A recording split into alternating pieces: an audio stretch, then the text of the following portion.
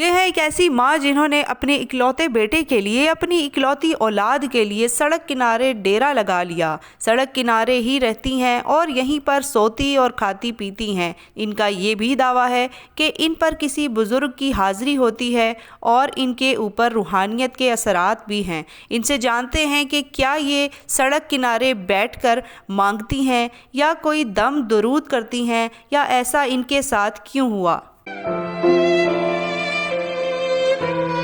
खाते पीते खानदान की थी, दिल में कभी नहीं आया। मेरा अब्बू ऐसे निकाल के पैसे लोगों को देते थे। कोई घर में बाहर जाते थे, ऐसे जेब में से पैसे निकाल कर ऐसे दे देते थे। बिस्मिल्लाहिर्रहमानिर्रहीम। अस्सलाम वालेकुम नाज़रीन, आप देख रहे हैं सोशल क्लिक और मैं हूँ आपकी मेज़बान साइमा शहजाद। नाज़रीन, आज मैं मौजूद हूँ एक रोड की साइड पर और आप मेरे साथ देख सकते हैं एक माँ जी हैं जो बिल्कुल रोड के ऊपर ही लेटी हुई हैं और यहाँ पर ही ये सोती हैं, यहाँ पर ही ये रहती हैं। इनकी ज़िंदगी जो है वो इस जगह पर ही गुज़र रही है। इनसे मैं जानना चाहूँगी कि ये थोड़ा सा रूहानियत भी जानती हैं और पढ़ने पढ़ाने वाली हैं, बड़े साफ़ सुथरे तरीके से रहती हैं और कोई मांगने वाली नहीं है। बड़ी अच्छी फैमिली से इनका ताल्लुक़ है। तो इनसे मैं बात करना चाहूँगी और जानना चाहूँगी कि ये इस तरह से ज़िंदगी गुजारने पर आखिर क्यों मजबूर हैं और यहाँ पर बैठकर इनको कौन सा सुकून मिलता है। तस्बीह इनके हाथ में होती है और माशाल्लाह से ये पढ़ती रहती हैं, बावज़ू रहती हैं, दम वग़ैरह भी करती हैं और बकौल इनके कोई बुज़ुर्ग हैं जो इनके ऊपर हाज़िरी भी होती है उनकी। तो मैं जानना चाहूँगी इन्हीं से, आइए इनसे बात करते हैं। अस्सलाम वालेकुम।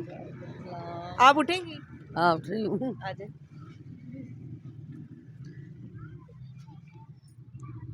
अस्सलाम वालेकुम। वालेकुम सलाम। क्या नाम है आपका? जायदा परवीन। ज़ाहिदा परवीन। अच्छा, ये बताएं कि यहाँ पर आपको सर्दी नहीं लगती?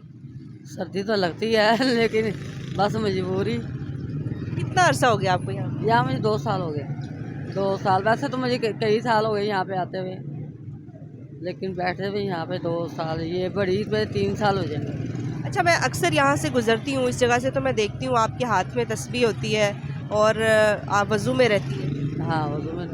और हर वक्त आप कुछ ना कुछ पढ़ रही होती हैं। तो लोग आते जाते हैं, क्या किस तरह का रिस्पॉन्स करते हैं लोग? आपको देखते हैं, कोई उल्टी सीधी बात तो नहीं करता? कभी आज तक कभी किसी ने नहीं उल्टी सीधी बात की। जो भी आया माशाल्लाह बहुत इज्जत से मुझे बुला के गया। और बीच में कई ऐसे लोग हैं जो मुझे बड़ी इज्जत से बुलाते हैं, वो हमेशा मिलते हैं। आप यहाँ पर मांगती हैं, मैं ये कह सकती हूँ? मैं फ़कीरी लाइन में बैठी हूँ, अगर कोई दे जाए ठीक है, मैंने कभी नहीं किसी से मांगना, ना कभी किसी का दरवाज़ा खटकाना।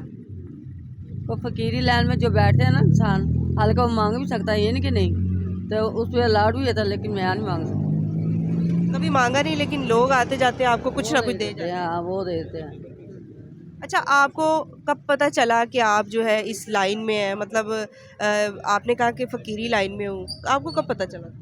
मैं ना, मेरा बचपन में से ये लगाव था, ये कि मैं बैठी हुई अक्सर ऐसे ही लिया करती थी या कवाली वगैरह सुनती थी, तो मैं वहीं पे ना बस बैठी रहती थी, उठती मुझे बासी आनी शुरू होती थी।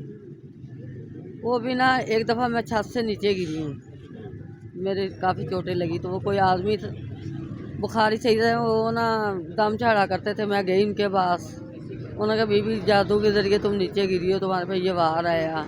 मैंने कहा मुझे ऐसे ऐसे ना कुछ चीज़ें थी जिन्होंने मुझे बड़ा तंग किया। तो उसने फिर मेरा इलाज किया, मेरे वो फिर पीर मुर्शिद बने। तो वैसे भी हमारे वो ना मेरी बड़ी बहन के ससुराली भी हैं, तो उनके भी मैं मरीद हुई। उसने कहा तुझे हाज़िरी भी होगी, तेरे पे बुज़ुर्गों का पहरा। फिर वो जुम्मे का दिन था, तेरियां में मेहंदियाँ गावा, और ये आता है ना शाम कलंदर, जब ये हुसैन पाक की पैदाइश का दिन होता है, तो वहाँ पे ना पहली हाज़िरी मेरी हुई, तेरियां में मेहंदियाँ गावा। मेरे को पीर मुर्शिद मुझे पहले कह दिया था, उन्होंने कहा तुम्हारे हाज़िरी होगी, तुम्हारी वो बुज़ुर्गों का पहरा तुम्हारा। मतलब उस वक्त आपको पता चला कि मेरे ऊपर ये हाज़िरी है और लाइन आपकी है? हाँ, लेकिन मैं अक्सर ख्वाब देखती थी कि मैं एक जगह, हमारे पीछे ना फैक्ट्री होती थी ये अपना धागे की और ये साबुन की, तो वहाँ हम खेला करते, वो कोई फैक्ट्री चल रही थी, कुछ बंद हो गई थी, लोगों ने आके वहाँ पे बसेरा कर लिया, रहने लग गए आम लोग। तो वो मैं अक्सर ही वहाँ खेला करती, तो मैं साथ नाइयों का घर है, तो मैं सोई हूँ, तो वहाँ पे बैठी अंदर आई हूँ। मैंने सफ़ेद कपड़े पहने, मेरे बाल बहुत लंबे होते थे पहले, भारी भी और लंबे भी। तो वो औरतें मर्द बैठे हुए सोई यानी कि ख्वाब देख रही हूँ, सफ़ेद कपड़े पहने हुए हैं। तो वो कह रही हैं, औरत कहती है मियाँ मीर सरकार बैठा हो, स्लीप जैसे तुरबत बनी होती है वैसे बनी, क्यों रोज़ा पाक जो होता है नबी पाक का होता है, तो वैसे ही स्लीप बनी हुई है। तो बैठे हुए हैं, पटका है, बाल सीधे सीधे हैं, सफ़ेद कलर का उन्होंने पटका रखा हुआ सर पर। तो मैं ना खड़ी हो, जब औरत ने कहा मियाँ मीर सरकार, मेरी हाजिरी होगी वहीं पे ख्वाब में। फिर उसके बाद क्या देख रही हूँ, मैं सोई हूँ तो इस तरफ जो न्याजी अड्डा देखा होगा आपने, उस तरफ मैं भागी जा रही हूँ, उस तरफ 10 साल का पैर है ना, तो मैं भागी जा रही हूँ तो मैं देखती हूँ ढोल बज रहा है, तो एक बड़ा सैन है, बीच में उसके दरबार है, इस तरफ वो दर्रे बने हुए हैं जो बादशाह के दौर में बने होते हैं, इस तरफ मस्जिद है। फिर दूसरे दिन वो ढोल बजा, ख्वाब में भागी जा रही हूँ, देखती हूँ कि वो ऐसे ही बड़ा सारा प्लाट है और दरबार है बीच में। तीसरे दिन भी ऐसे देखा। फिर मैंने ना पीछे हमारे मोहल्ले में औरत रहती कौसर, मैं उससे पूछा, मैं कहा बाजी कौसर मियाँ मीर सरकार कोई दरबार है, कोई दरबार कितने? कहते क्यों तू की करने में? वैसे मैं पूछ रही हूँ तेरे से कि मैं क्या कैसे जाना हो तो कैसे जाते हैं, मैं ये पूछ रही हूँ। तो उसने कहा ऐसे चले जाओ वहाँ पे उतर स्टेशन से रिश्के जाते हैं धर्मपुरे। फिर आप पहुंच गई वहाँ? हाँ, पहले दफ़ा जब पहुँची वैसे ही देखा, जैसे ख्वाब में देखा था ना, अच्छा, वैसे ही देखा, सही। जैसे उनकी तुरबत बनी हुई थी, जैसे वो स्लीप बनी हुई थी, सब कुछ। अच्छा, उसके बाद फिर आप ऐसे रोड पे कब से बैठना शुरू हुई और आपको मतलब ये फिर क्या ज़रूरत पेश आई कि आपके बच्चे नहीं हैं, घर नहीं है? फकीरी लाइन में बड़ा कुछ होता है, कई लोग बिल्कुल पागलों की तरह फिरते हैं। सैयद शफी शाह का सुने होगा, जी। तो दुनिया से रुखसत हो गए हैं, पता होगा आपको। तो ये वो देखो ऐसे फिरते थे, ये हमारी गली से गुजरते थे। यानी जो इस लाइन में आ जाता है वो उसके लिए लाजमी है कि वो अपना घर बार छोड़ देता है सब कुछ? होता है छो तो कई लोग जो होते हैं मतलब बिल्कुल घर बार पता ही नहीं होता, सुध बुध ही नहीं होती, कईयों को पता होता है, ये होता है। लेकिन आप माशाल्लाह अपने होशो हवास में है, पढ़ने पढ़ाने में रहती हैं, हर वक्त इनके हाथ में तस्बीह होती है। मैं जब भी इस रोड से गुजरती हूँ तो मैं अक्सर इनको देखती हूँ कि ये यहाँ पर ही होती हैं और इर्द गिर्द के लोग भी आपके साथ बड़ा ताउन करते हैं। तो ये बताएं कि आप वज़ू किस तरह करती हैं, कहाँ जाती हैं, किस तरह से अपना नहाना मुँह धोना? नलका लगा हुआ सामने, मैं बोतल भर के रखती हूँ पानी की। अच्छा। तो बोतल मेरे पास भरी हुई है एक पूरी, और पीने के लिए भी भर के रखती हूँ। शाम दूध वाले के पास जाती हूँ दुकान है, यहाँ पर जब आती हूँ असर की नमाज का, मगरब का, इशा का वहाँ करती हूँ। तो बाकी जो मेरे पास बोतल होती है, तो सुबह की नमाज का जो है ना वो फिर पानी से कर लेती हूँ मून मार्केट। या तो आपके बच्चे, आपका शौहर, घर वगैरह है मतलब? शोहर मेरे ने शादी दूसरी जब से की थी, फिर मैंने उसके बाद मैंने देखा नहीं क्या कहाँ किधर है, क्या हिसाब है। और बच्चे? बेटा मेरा एक ही है, वो ये शेरा कोट की शादी जब किया तो शेरा कोट रहता जब का। मतलब वो कैसे गुजारा करता है और आप उसके मिलती हैं? हाँ मिलती हूँ, मेरी अभी बहू हो गई, मुझे मिल के गई है। सही। मेरा जो लड़का ना बस क्या करूँगा, एक तो ये फकीरी लेने बैठी हुई, एक अल्लाह ताला ने किस तरह मेरी पूरी डाली है। क्योंकि पहले लॉकडाउन में ना अभी सुना था कि यहाँ पे भी लॉकडाउन लग जाना, तो उस वक्त मैं मून मार्केट में सैर करती हुई आती, पार्क में बैठ के कभी किधर जाती थी घर, तो एक ड्राइवर की लड़की ना 100 रुपया रोज़ दे के जाती है मेरे मोहल्ले की, थोड़ा सा आगे रहती।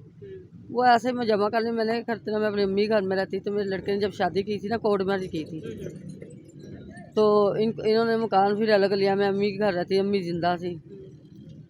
तो मैं ना जब गई ना तो मेरी बहू को 6वां महीना, तो कहती अम्मी आज 3 दिन हो गए ऐसे भूखे हैं, तो मेरे लड़के को मलेरिया हुआ था, महीना हो गया था। कहती आज भूखे हैं तो साथ कराया, तो उन्होंने भी नहीं रोटी पूछी। तो मैं उस वक्त ना तवाबदान में तो आके तो सौदा वगैरह छांट के ना सौदे लेके जाती थी, उनके सौदे लगाते थी 3-4 जनों के, तो अदरक, थोम, टमाटर, ऐसे गंडा, प्याज, एक आदमी तो वो आलू गंडे प्याज दे देता, एक और दे देता, लेकिन एक जो देता था वो मुझे साथ खाना वगैरह भी खिलाता था, साथ उसने पैसे भी थोड़े बहुत दे देने, और साथ उसने मुझे साथ पास से सब्जी भी लेके दे दी थी। अच्छा, यहाँ बैठती हैं आप, यानी कि जो भी इस तरीके से आपका कमाई होती है या जो कुछ भी आपकी कोई हेल्प कर देता है तो उसका आप क्या करती हैं? वो भी मैं अपने बच्चों पोती पोतों को दे देती हूँ। यानी अपनी ज़ात के लिए नहीं करती? मुझे यहाँ भी मिल जाता बड़ा कुछ, क्या मिलता है आपको? खाना पीना हर चीज़ मुझे देते। अभी ये देखो ना प्लेट पड़ी, मैं सोई हुई थी, वो घर वालों ने मुझे आवाज़ देकर उठा के मुझे चावल दे गए हैं।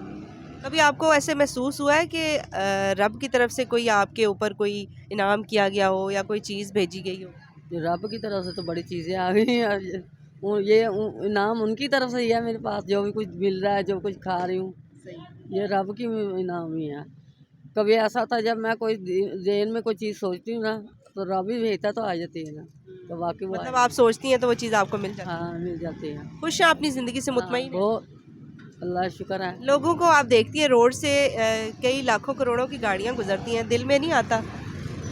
खाते पीते खानदान की थी, दिल में कभी नहीं आया। मेरे अब्बू ऐसे निकाल के पैसे लोगों को देते थे, कोई घर में बाहर जाते थे ऐसे जेब में से पैसे निकाल कर उसको ऐसे दे देते थे। कभी नहीं दिल में ख्याल आया कि मैं भी अच्छी ज़िंदगी गुजार रही होती, या रब से कभी शिकवा हुआ हो दिल में कि मैं भी ऐशो आराम में बस होती? यही है, मैं अल्लाह से ये दुआ मांगी, अल्लाह मेरे बेटे को ना घर दे दे अब, क्योंकि मैं अगर दुनिया रुख सको बड़ी मुश्किल होगा बनना।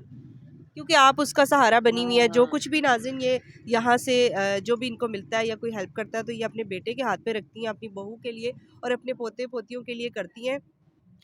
माँ का दिल है ना, माँ जो होती है वो चाहे कांटों के बिस्तर पे भी हो तो वो औलाद के लिए सोच रही होती है, तो वो कभी भी ये नहीं देख सकती कि उसकी औलाद जो है वो भूखी सोए या तकलीफ़ में हो या कोई परेशानी उसको देखे। तो ये भी एक माँ है, फ़कीरी लाइन में है, पढ़ने पढ़ाने में रहती हैं, लेकिन इस तरीके से अपनी ज़िंदगी जो है वो फ़कीरों की तरह गुजार रही हैं। तो ये बताएं हमारे नाज़रीन को आप पैगाम क्या देना चाहेंगी? बहुत सारी ख़वातीन है जो रूप धार के इस तरह बैठ के पैसे मांग रही होती हैं, क्या कहेंगी? मैं ये कहना चाहती हूँ, जितनी ये बच्चे लेके बैठती हैं ना, इनको पकड़े, अगर पकड़ लिया ना, इनका अच्छी तरह हर चीज़ चेक करें। मेरे वाले ये ग्वाल मंडी के रहने वाले थे, अभी भी वहाँ घर जो ना मेरे ताए और चाचा ने मेरे दादे के फोत होने के बाद ना दादी को धमकी दे के घर रुकवा दिए। यानी कि वो जैसे ये वो नुक्कर है ना, इस नुक्कर से ये थोड़ा सा परे चले जाओ, ऐसे आज भी घर हमारे जो थे ना बिक गए, आज भी वैसे ही हैं, 3-3 मंजिल के, और 9 किले ज़मीन थी। उसके बाद फिर बस मेरे अबू मेरे आए ये माधो लाल सैन धर्मपुरे, तो वहाँ की मेरी पैदाइश है, शालामार बाग, ये माधो लाल सैन के पास की। तो मेरी दाई भी अभी जिंदा है, फातिमा। रिश्तेदारों को पता है कि आप इस तरह से रूपोश होकर ज़िंदगी गुजार रही सबको पता है। हैं? कभी किसी ने कुछ नहीं कहा, हेल्प नहीं कभी किसी ने की? नहीं मदद नहीं की कभी? मदद वो खुद ही, बस ऐसे लोग गरीब है, क्या करें इंसान। क्या सीखा आपने ज़िंदगी से? अपनी सारी ज़िंदगी की कहानी आगे रखते हुए बताइएगा कि आपने ज़िंदगी से क्या सीखा है, कि ज़िंदगी क्या कांटों का बिस्तर है, फूलों का बिस्तर है, आसान है, क्या है? मैंने कभी समझा ही नहीं काटो, मैंने तो कहती अल्लाह शुक्र तेरा जैसे आपने रखा काटो के। खुश है हाल? हाँ हर हाल में खुश। चलें, बहुत शुक्रिया। ज़्यादा परवीन हमारे साथ मौजूद थी और इन्होंने बताया कि ये यहाँ पर बैठती हैं और इस तरह के और भी जो लोग यहाँ पर बैठते हैं, मतलब मुख्तलिफ जगहों पे 5 वक्त की है, नमाज भी पढ़ती हैं 5 वक्त की और इबादत भी करती हैं और वज़ू में रहती हैं, बड़ी बात है जी। तो इस तरह के लोगों को अप्रिशिएट भी करना चाहिए और अगर कुछ हेल्प करनी हो तो इन लोगों की करनी चाहिए जिनको आप वाकई में जानते हैं।